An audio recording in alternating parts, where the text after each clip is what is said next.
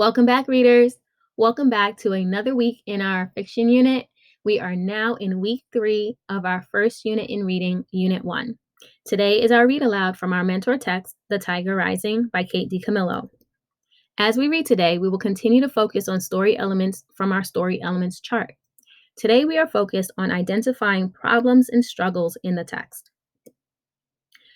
Take a look at this chart. One tool we use to help us follow the plot of a story is the story arc. It has 3 major parts: the beginning, where we learn the characters and the setting, the middle, where we learn the problem, and the end, where we learn the solution and learn the theme. This is the story arc for a story we've already read from beginning to end, Dancing in the Wings. Over the past 2 weeks, we've worked only with the beginning of The Tiger Rising.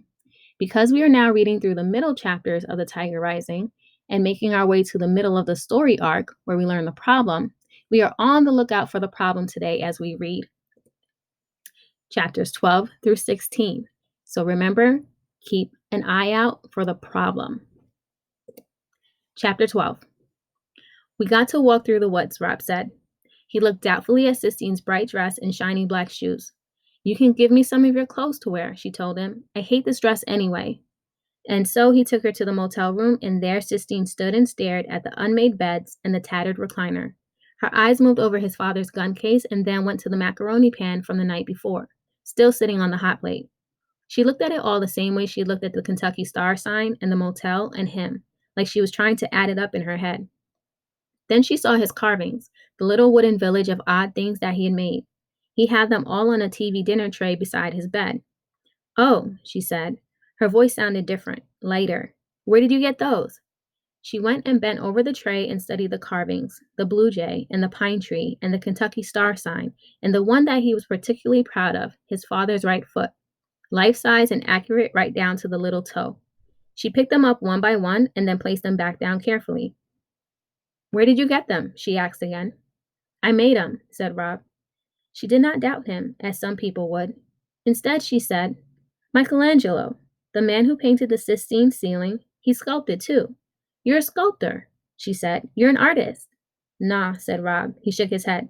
He felt a hot wave of embarrassment and joy roll over him. It lit his rash on fire.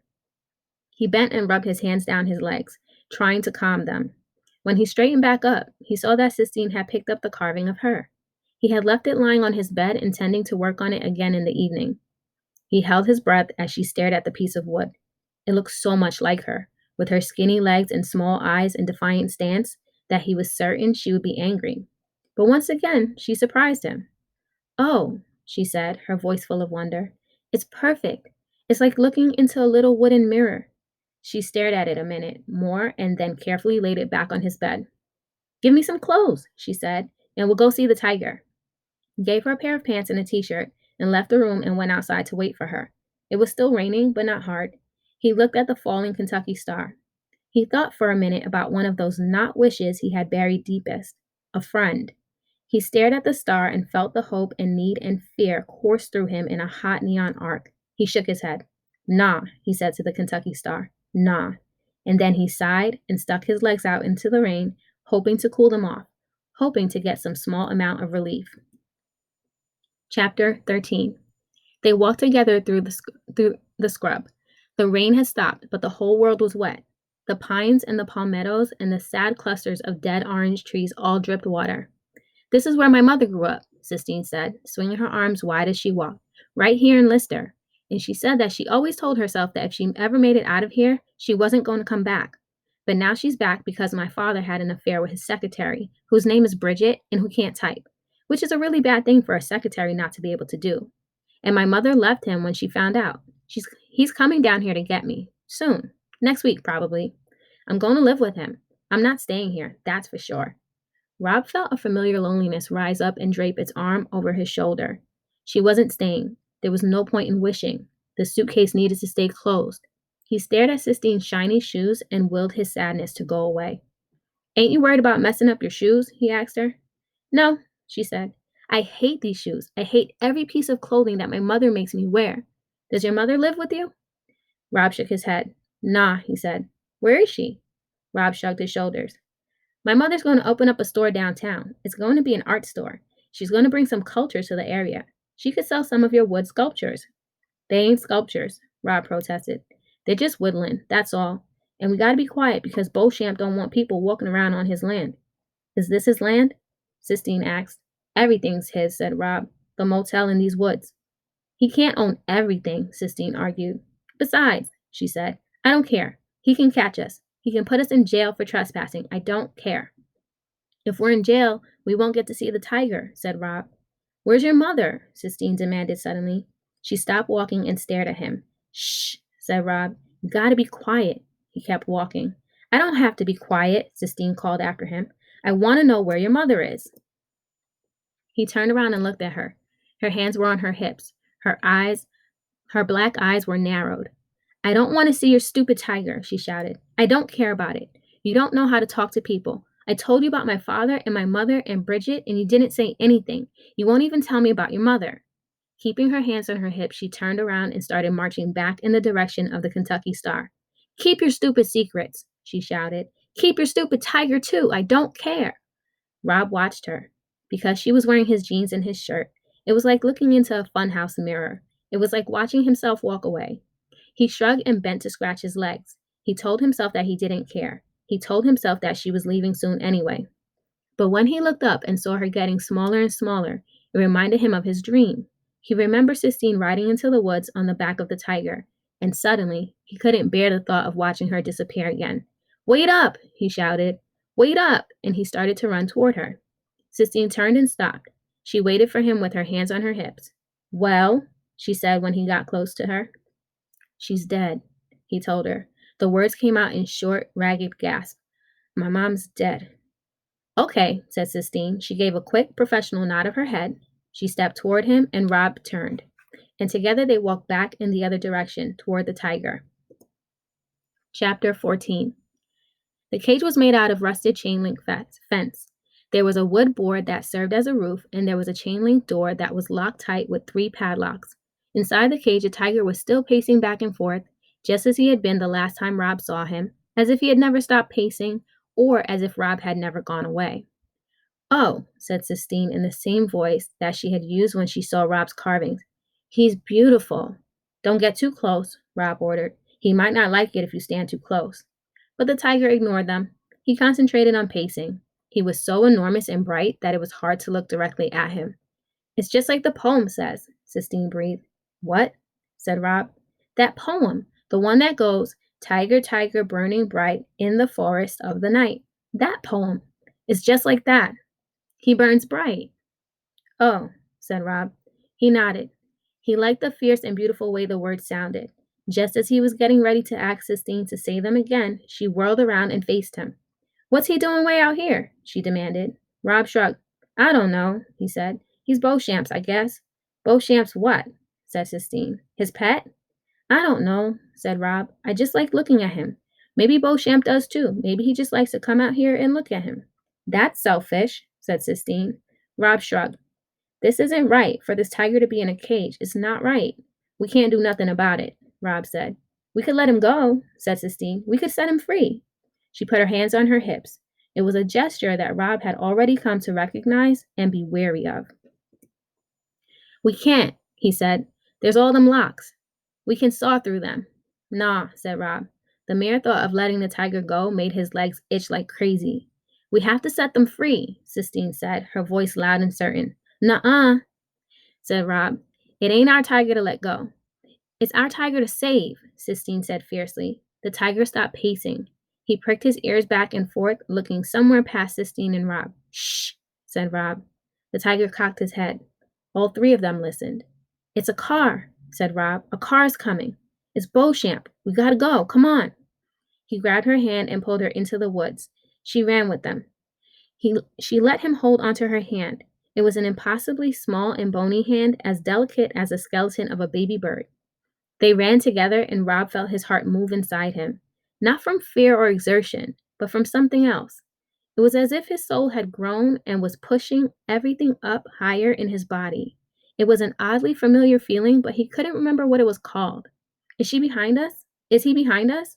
Sistine asked breathlessly. Rob shrugged. It was hard to move his shoulders up and down and keep hold of Sistine's hand at the same time. Sistine said, "Stop shrugging your shoulders at me. I hate it. I hate the way you shrug all the time." And that made Rob remember Willie Mae saying that when he shrugged, he looked like a skinny bird trying to fly. It struck him as funny now. He laughed out loud at the thought of it. And without asking him what he was laughing about, without dropping his hand, without stopping, Sistine laughed too. Then Rob remembered the name of the feeling that was pushing up inside him, filling him full to overflowing. It was happiness. That's what it was called. Chapter 15. By the time they made it back to the motel parking lot, it was dark outside, and they were both laughing so hard that they could barely walk. "Rob," said his father. He was standing at the door to their room. The blue-gray light from inside seeped out around him. "Yes, sir," said Rob. He dropped Sistine's hand. He stood up straight. "Where you been?" "Out in the woods." "Did you finish up all them jobs I told you to do?" "Yes, sir," said Rob. "Who you got with you?" his father said, squinting into the darkness. Sistine drew herself up tall. "This is Sistine," said Rob. "Uh-huh," said his father, still squinting. "You live around here?" he asked. "For now," she said. "Your parents know you're out here?" "I was going to call my mother," said Sistine. "There's a payphone down in the laundry room," said Rob's father. "In the laundry room?" Sistine repeated, her voice full of disbelief. She put her hands on her hips. "We don't got a phone in the room," Rob said to her softly. "Good grief," said Sistine. "Well, can I have some change at least?" Rob's father reached into his pants pocket and pulled out a handful of coins. He balanced the money in the palm of his hand as if he was preparing to do a magic trick, and Rob stepped forward and took the coins from him and handed them to Sistine. "You want me to go with you?" he asked her. "No," she said. "I'll find it. Thank you very much." "Rob," his father said as Sistine marched away, swinging her arms, "what's that girl doing in your clothes?" "She had on a dress," Rob said. "It was too pretty to wear out in the woods." "Come on in here," his father commanded. "Let's get that medicine on your legs." "Yes, sir," said Rob. He walked toward the room slowly. His happiness had evaporated. His legs itched. And the motel room, he knew, would be as dark as a cave, lit only by the gray light of the TV. When his mother was alive, the world had seemed full of light. The Christmas before she died, she had strung the outside of their house in Jacksonville with hundreds of white lights. Every night, the house lit up like a constellation, and they were all inside it together, the three of them, and they were happy. Rob remembered, and as he remembered, he stepped into the motel room. He shook his head and scolded himself for opening his suitcase. Just thinking about all the things that were gone now seemed to make the darkness darker. Chapter 16. Rob sat out on the curb in front of the motel and waited for Sistine to come back from using the phone.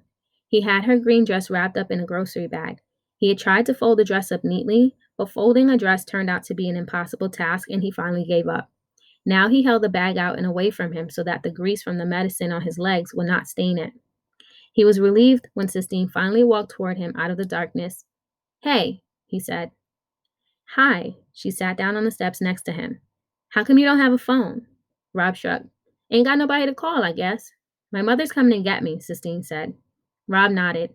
"Here's your dress." He handed her the bag. Sistine took it and then tilted her head to look up at the sky. Rob looked up too. The clouds had shifted and there were clear patches where the stars shone through. "I can see the Big Dipper," Sistine said.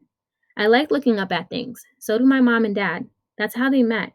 They were both looking up at the ceiling in the Sistine Chapel, and they weren't watching where they were going, and they bumped into each other. That's why I'm named Sistine." "I like your name," said Rob shyly. "I've seen the Sistine ceiling too," she said. "They took me last year, before Bridget, when they were still in love." "Does it look like the pictures?" Rob asked. "Better," said Sistine. "It's like, I don't know, it's like looking at fireworks, kind of." "Oh," said Rob. "Maybe we could go to Italy sometime, and I could show you." "That would be all right," said Rob. He smiled into the darkness. "That tiger can't look up at the stars," said Sistine, her voice getting hard. "He's got that piece of wood over his head. He can't look up at all. We've got to let him go." Rob was silent. He was hoping that if he didn't answer, she might go back to talking about the Sistine ceiling. "How did your mother die?" she asked suddenly. Rob sighed. He knew there was no point in trying to not answer. "Cancer," he said. "What's her name?" "I ain't supposed to talk about her," said Rob, closing his eyes to the stars and concentrating instead on his suitcase, working to keep it closed. "Why not?" asked Sistine. "Because. My dad says it don't do no good to talk about it. He says she's gone and she ain't coming back. That's why we moved here from Jacksonville, because everybody always wanted to talk about her." We moved down here to get on with things. There was a crunch of gravel. Rob opened his eyes in time to see the headlights of a car sweep over them. That's my mother, said Sistine. She stood up. Quick, she said. Tell me your mother's name. Rob shook his head. Say it, she demanded. Caroline, Rob said softly, cracking his suitcase open and letting the words slip out. Sistine gave him another businesslike nod of her head. Okay, she said. I'll come back tomorrow, and we'll make our plans for letting the tiger go. Sissy, called a voice. Baby, what in the world? What in the world are you doing out here? Sistine's mother got out of the car and came walking toward them. She had on high heels and she wobbled as she walked in the gravel parking lot of the Kentucky Star. Her hair was a lighter shade of yellow than Sistine's and piled up high. When she turned her head, Rob recognized Sistine's profile, her sharp chin and pointed nose. But the mouth was different, tighter. Good Lord, said Mrs. Bailey to Sistine. What have you got on? Clothes, said Sistine. Sissy, you look like a hobo. Get in the car. She tapped her high-heeled foot on the gravel. Sistine didn't move. She stood beside Rob. Well, said her mother when Sistine didn't move, you must be Rob. What's your last name, Rob? Horton, said Rob.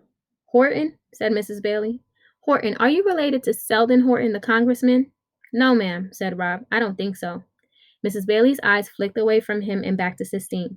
Baby, said Mrs. Bailey, please get in the car. When Sistine still didn't move, Mrs. Bailey sighed and looked back at Rob again. She won't listen to a word I say, Mrs. Bailey told him. Her father's the only one she'll listen to. And then under her breath, she muttered, her father, the liar. Sistine growled somewhere deep in her throat and stalked to the car and got in and slammed the door. You're the liar, she shouted from the backseat of the car. You're the one who lies. Jesus, said Mrs. Bailey. She shook her head and turned and walked back to the car without saying anything else to Rob. Rob watched them pull away. He could see Sistine sitting in the back seat. Her shoulders were slumped. A motel room door slammed. Somebody laughed. A dog barked once, short and high, and then stopped. And then there was silence. Caroline, Rob whispered into the darkness. Caroline, Caroline, Caroline. The word was as sweet as forbidden candy on his tongue. That's all for today. Now you will go on to complete today's assignment in your digital reading notebook.